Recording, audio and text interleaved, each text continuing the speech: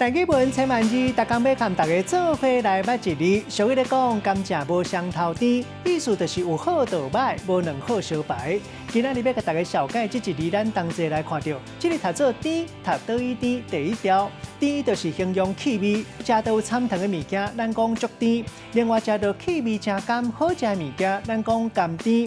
混看来讲，感受是好的、水的，咱嘛讲甜，像讲甜蜜。另外气味酸带甜，咱讲酸甘甜。还佫有讲好听话，咱讲是甜言蜜语。甜点心有人讲是甜露，甜颠倒变的词就是苦。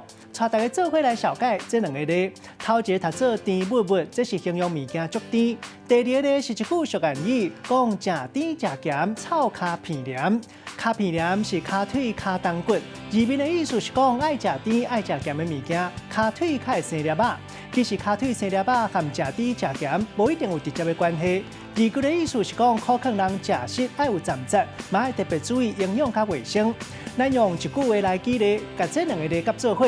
譬如讲，人咧讲生意食水甜，咱无一定爱食山珍海味，或者是食伤甜的物件，吃起来甜蜜蜜，对咱身体嘛无一定是好的。